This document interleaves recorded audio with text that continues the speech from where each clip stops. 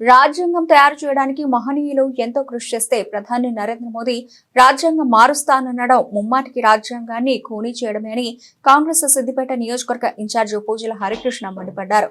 సిద్దిపేట జిల్లా నంగనూరు మండలం నర్మేట, అప్పల చెరువు, మైసంపల్లి గ్రామాల్లో రాజ్యాంగ పరిరక్షణ పాదయాత్ర కార్యక్రమంలో పాల్గొన్నారు.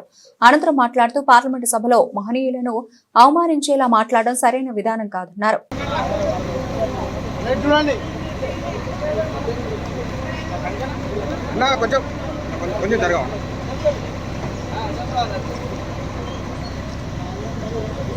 అఖిల భారత కాంగ్రెస్ కమిటీ పిలుపు మేరకు దేశవ్యాప్తంగా 2వ తారీఖు నుంచి రాజ్యాంగ పరిరక్షణ పాదయాత్ర కార్యక్రమాన్ని ఈరోజు ప్రతి పల్లెలో ఈ కార్యక్రమాన్ని పాదయాత్ర చేస్తూ ప్రతి గడపను, ప్రతి పల్లెను, ప్రతి వాడను మేము అక్కడికి వెళుతూ ప్రజలకు తెలియజేస్తూ ఈ రాజ్యాంగం పట్ల, మహాత్మా గాంధీ పట్ల, అంబేద్కర్ గారి పట్ల వాళ్ళు చేసినటువంటి ఈ రాజ్యాంగానికి దోహదపడినటువంటి అంబేద్కర్ గారి గురించి కానీ, స్వతంత్ర పోరాటంలో మహాత్మా గాంధీ గారు కృషి చేసినటువంటి గొప్పతనాన్ని, అహింసా మార్గాన్ని వీడి సత్య మార్గంలో వెళ్లాలని ఏదైతే మహాత్మా గాంధీ గారు సూచించారో అవన్నీ సూక్తులను తీసుకొని ఈరోజు సిద్దిపేట నియోజకవర్గంలో కూడా, నంగనూరు మండలంలో నర్మెట గ్రామంలో కూడా ప్రతి ఇంటికి, ప్రతి వాడకు, దళిత వాడలలో కూడా వెళ్ళేసి మహిళలను కాంగ్రెస్ పార్టీ నాయకులమంతా వెళ్ళడం జరిగింది.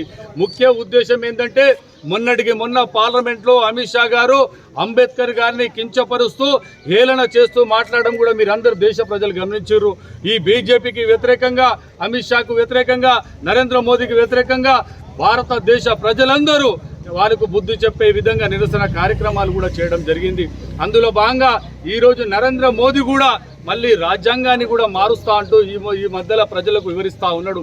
ఈ రాజ్యాంగాన్ని తయారు చేయడంలో ఎంతో కష్టపడి, ఎంతో మహనీయులు మహాత్మా గాంధీ కానీ, బాపూజీ గారు కానీ, అంబేద్కర్ గారు కానీ ప్రతి ఒక్కరు కృషి చేసి రాజ్యాంగాన్ని తయారు చేస్తే మహాత్మా గాంధీ అంటే కాంగ్రెస్ ఐడియాలజీ, అంబేద్కర్ గారు అంటే కాంగ్రెస్ ఐడియాలజీ.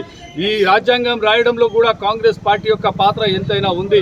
ఇవన్నీ సిద్ధాంతాలను కాలరాస్తూ బీజేపీ ప్రభుత్వం, నరేంద్ర మోదీ గారు ఈరోజు ప్రజల మధ్యలో చిచ్చు పెట్టే కార్యక్రమాన్ని చేస్తూ రాజ్యాంగాన్ని కూని చేసే కార్యక్రమాన్ని చేస్తూ ఉంది.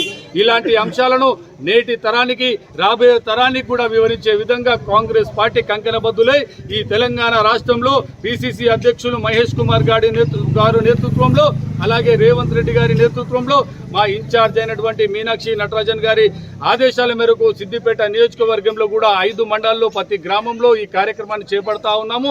ఈ పాదయాత్ర 14వ తారీఖు అంబేద్కర్ గారి జయంతి సందర్భంగా సిద్దిపేట పాత బస్టాండ్ వద్ద ముగింపు కార్యక్రమం పెద్ద ఎత్తున ఉంటుంది. ఆ ముగింపు కార్యక్రమంలో మంత్రులు కూడా రాబోతా ఉన్నారు.